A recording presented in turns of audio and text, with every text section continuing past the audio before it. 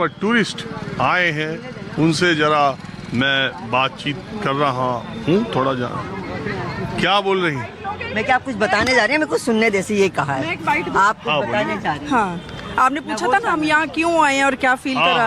हाँ, मैं उसके बारे में बताना चाहती हूँ। बताइए। क्योंकि मैं बचपन से मेडिटेशन करती हूँ, योगा क्लासेस भी मैंने काफ़ी टाइम से कर रही हूँ, तो मेरे को मेडिटेशन पे बहुत बिलीफ है कि मेडिटेशन से हम निर्वाण को तो जो प्राप्त होते ही होते हैं, प्लस हम मेडिटेशन से बहुत सारी डिजीज़ को भी क्योर कर सकते हैं।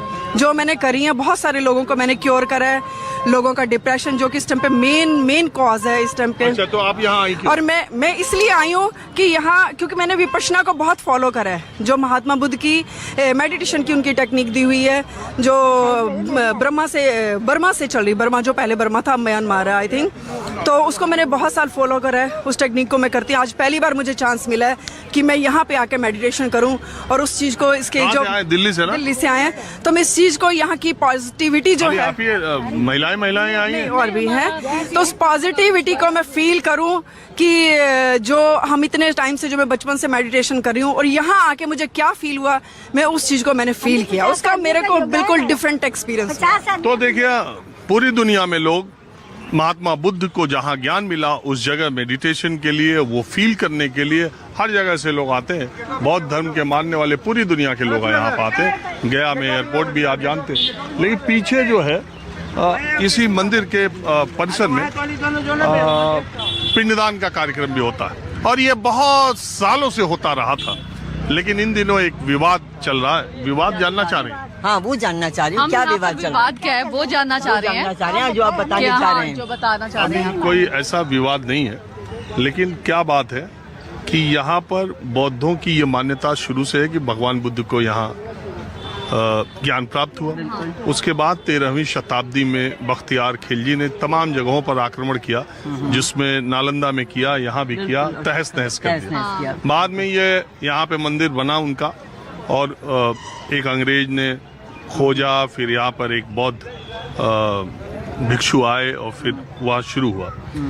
लेकिन फिर हिंदू धर्म की मान्यताएं भी बोध गया को लेकर पिंडदान को थी। यहाँ पूजा पाठ मंदिर भी, यहाँ पर बोध गया मठ भी 500 साल से पुराना है, आदि शंकराचार्य के जमाने का। तो जब ये विवाद थोड़ा बहुत हुआ तो महात्मा गांधी, और यहाँ पे गया में अधिवेशन हुआ कांग्रेस का, तो उस अधिवेशन में कांग्रेस के लोगों ने कहा कि पहले आजादी मिलने दो, ये मसला कोई बड़ा मसला नहीं है, देख लिया जाएगा, समझ लिया जाएगा। तो जब आजादी मिली उसके बाद हिंदू धर्म और बौद्ध धर्म के मानने वाले लोगों से बातचीत करके यहाँ पर एक बनाया गया टेम्पल, बोध गया टेम्पल एक्ट, जिसको मेंटेनेंस, जो कमेटी यहाँ पर होगी उसमें 4 बौद्ध होंगे और 4 हिंदू होंगे। उसका डीएम प्रेसिडेंट होगा।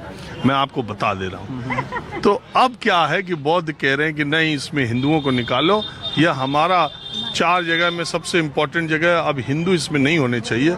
कुछ ऐसा नहीं है, सारे बौद्धों का ये मानना है। तो कुछ लोग ये कह रहे हैं कि नहीं, बौद्धों को नहीं होना चाहिए, हिंदुओं को नहीं होना चाहिए। हिंदुओं का कहना है भाई दोनों मिल के साथ चले हैं, तो हमारा भी है, अंदर पूजा पाठ भी होता है, दोनों चीजें चलती रही। बुद्ध कौन थे? बुद्ध हिंदू थे। जब उन्होंने कोई ज्ञान प्राप्त किया, उसको एक उस धर्म का नाम दे दिया, उस ज्ञान की प्राप्ति का जो उसको टेक्निक को नाम दिया बुद्धिज्म। थे तो वो भी हिंदू ही, तो उसको आज अलग बांट के सिर्फ ये तो एक लड़ाई करने और उसको डिवाइड करने, बांटने वाली बात नहीं। अपने हम कुछ अलग हो गए, ये पॉलिटिक्स है कि हम अलग हो गए, ये बहुत अलग बस हो गए। अलग। बुद्ध कौन थे? हिंदू थे। हिंदू तो उन्होंने वो ज्ञान प्राप्त किया, उसको उन्होंने वो दे दिया, एक शाखा को बुद्धिज्म कह दिया। It doesn't mean. अरे यहाँ इतना हल्ला करने लगी। कुल मिलाकर ये जो बात है उसके पक्ष कितने हैं ये मैं जानने के लिए सारे पक्षों से बात करता हूँ, ताकि आपको ये पता चल सके कि ये चर्चा क्यों चल रही है, कैसे चल रही है। पहले तो ये से शुरुआत किया। कोई डिफरेंट नहीं है। आप भी कुछ कहना चाहते हैं? अब चलिए मैं दूसरी तरफ चलता हूँ और आपको इस मुद्दे से जुड़े सारे पहलुओं, सारे पक्षों की जानकारी देता हूँ।